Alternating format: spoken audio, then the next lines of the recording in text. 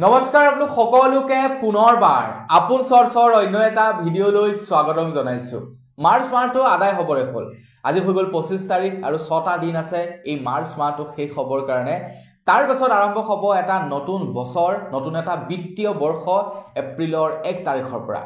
তো এপ্ৰিলৰ 1 তাৰিখৰ পৰা আপোনালোকৰ বাবে বহু কেইটা নিয়ম চেঞ্জেছ হ'ব, বহুতো নতুন ভাল খবৰ আহিব আপোনালোকৰ কাৰণে। বহুতো বস্তুৰ দাম কমিব, বহুতো বস্তুৰ দাম বাঢ়িব 1 এপ্ৰিল তাৰিখৰ পৰা, যিহেতু এটা নতুন বিত্তীয় বৰ্ষ আৰম্ভ হ'ব 1 এপ্ৰিলৰ পৰা। তো বন্ধু বান্ধৱীসকল, আপোনালোকৰ বাবে ওলোৱা সেই তিনিওটা নতুন নিয়মনো কি, মই আজি আপোনালোকক তাৰ ওপৰতে জনাম। তো ভিডিঅ'টো প্ৰথমৰ পৰা শেষলৈকে চাই থাকিব।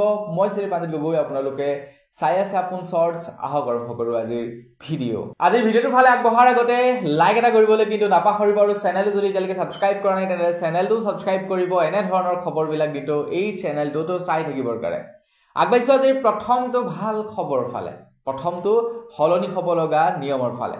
প্ৰথম নিয়মটো ওলাইছে বেংকৰ ক্ষেত্ৰত। বেংকৰ ক্ষেত্ৰত বহুকেইটা নিয়ম চেঞ্জ হ'ব 1 তাৰিখৰ পৰা। কেনেকুৱা ধৰণৰ নিয়ম চেঞ্জ হ'ব 1 তাৰিখৰ পৰা? প্ৰথম কথা হৈ গ'ল, আপোনালোকে যে এটিএমৰ পৰা পইচা উলিয়ায়, এটিএমৰ পৰা পইচা উলিয়াওঁতে বেলেগ এটিএমৰ পৰা ওলালে যে পইচা কাটে, তো সেই পইচা কটাৰ যিটো নেকি নিয়মটো সেইটো চেঞ্জ হ'ব। মানে আপোনালোকে এতিয়া কেৱল 3বাৰকেহে ফ্ৰীকৈ পইচা উলিয়াব পাৰে। তো হয়তো সেইটো বাঢ়িব নতুবা কমিব। তাৰ পাছতেই হৈ গ'ল আপোনালোকৰ বেংকৰ একাউণ্টৰ সুতৰ হাৰটো কমিব বা বাঢ়িব 1 এপ্ৰিল তাৰিখৰ পৰা। বাঢ়িব নে কমিব সেইটো 1 তাৰিখে গম পাম, কিন্তু এইকেইটা বস্তু চেঞ্জ হ'ব। আপোনালোকে 31 তাৰিখৰ দিনাখন আপোনালোকৰ বেংকৰ একাউণ্টত ন্যূনতম বেলেঞ্চ জমা ৰাখিব লাগিব, যিহেতু 1 এপ্ৰিল তাৰিখৰে পৰা আপোনালোকৰ বেংকত যদি ন্যূনতম বেলেঞ্চ নাথাকে তেন্তে আপোনালোকৰ ফাইন কাটিব। এতিয়া আপোনালোকে বেংকত কিমান ন্যূনতম বেলেঞ্চ জমা কৰিব লাগিব সেই সম্পৰ্কে আপোনালোকে ভালদৰে জানি ল'ব আপোনালোকৰ বেংকৰ পৰা।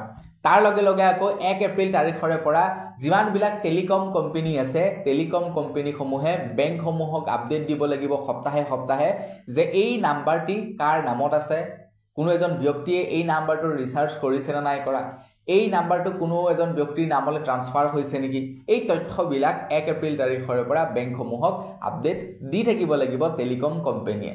তো প্ৰথমটো হৈ গ'ল, এই নিয়মটো সলনি হ'ব। আগেছো ইয়াৰ পাছৰটো সলনি হ'ব লগা নিয়মৰ ফালে। ইয়াৰ পাছৰ নিয়মটো হৈছে আকৌ UPIৰ ক্ষেত্ৰত। UPIৰ ক্ষেত্ৰত যথেষ্ট পৰিমাণৰ নিয়ম চেঞ্জেছ আহিব 1 এপ্ৰিল তাৰিখৰে পৰা। আপুনি যদি এজন দোকানী, আপুনি যদি অনলাইনত পইচা কাৰোবাৰ পৰা লয়, তেন্তে এতিয়া আপোনালোকে 2000 টকাত 3 টকা এক্সট্ৰাকৈ কেছবেক লাভ কৰিব। আৰু যাৰ বাবে নেকি ভাৰত চৰকাৰে প্ৰায় 1500 কোটি টকা খৰচা কৰিব বুলি জনাইছে। 2000 টকা কাৰোবাৰ পৰা অনলাইনত ল'লে 3 টকা এটা এক্সট্ৰাকৈ লাভ কৰিব। যদি আপোনালোকে ক্ৰেডিট কাৰ্ডৰ পইচা লয়, ক্ৰেডিট কাৰ্ডৰ জৰিয়তে অনলাইন আপোনালোকে পইচা লয়, তাতো আপোনালোকে কেছবেক লাভ কৰিব বুলি জনাইছে। আগতে ক্ৰেডিট কাৰ্ডৰ পইচা কাটে, কিন্তু এতিয়াৰে পৰা আপোনালোকে ক্ৰেডিট কাৰ্ডৰ পইচা লাভ কৰিব। 1 তাৰিখৰ পৰা এইটো নিয়ম সলনি হ'ব UPIৰ ক্ষেত্ৰত। তো আপুনি পইচা কাৰোবাক দিওঁতে পইচা নাকাটে, কিন্তু প্লেটফৰ্ম চাৰ্জেছ লোৱাৰ কথা ঘোষণা কৰিছে। আপোনালোকে অধিক পইচা যদি ট্ৰান্সফাৰ কৰে, যিবিলাক বিজনেছমেন আছে, বিজনেছমেনবিলাকে যদি ধেৰ পইচা ট্ৰান্সফাৰ কৰে, তো তেওঁলোকৰ কিন্তু প্লেটফৰ্ম চাৰ্জেছ কাটিব 1 তাৰিখৰ পৰা। তো 1 তাৰিখৰ পৰা UPIৰ ক্ষেত্ৰত, মানে গুগল পে', ফোনপে', পেটিএম এইবিলাক যিসকলে ব্যৱহাৰ কৰে তেওঁলোকৰ বাবে এইটো নিয়ম সলনি হ'ব। আগেছো আকৌ ইয়াৰ পাছৰটো সলনি হ'ব লগা নিয়মৰ ফালে, আৰু সেইটো হৈছে LPG চিলিণ্ডাৰৰ ওপৰত।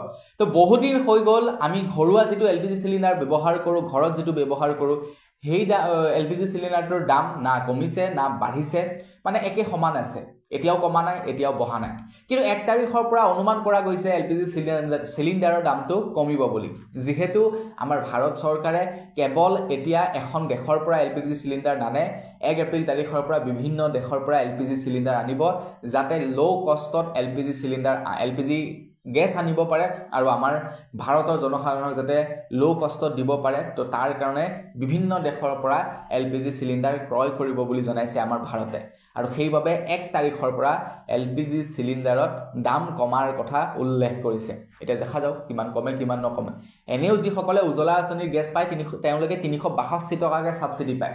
আপুনি বাৰু উজলা আঁচনিৰ গেছ পায় নে নাপায় কমেণ্ট কৰি জনাব যদি উজলা আঁচনিৰ গেছ আপোনালোকে পায় গেছ যদি লৈ থাকে আপোনালোকে একাউণ্টটো চেক কৰক 362 টকাকৈ কিন্তু একাউণ্টত সোমায় তো বন্ধু বান্ধৱী আজিৰ ভিডিঅ'ত জনাবলগীয়া খবৰ এইকেইটাই আছিলে খবৰকেইটা জানি আপোনালোকৰ কেনেকুৱা লাগিলে কমেণ্ট ছেকশ্যনত জনাব যদি ভাল লাগিলে লাইক এটা কৰিব চেনেল যদি ছাবস্ক্ৰাইব কৰা নাই ছাবস্ক্ৰাইবটো কৰি ল'ব পুনৰ এটা ভিডিঅ' লগ পোৱাৰ সাজিলে বিদায় মাগিছোঁ ধন্যবাদ জয়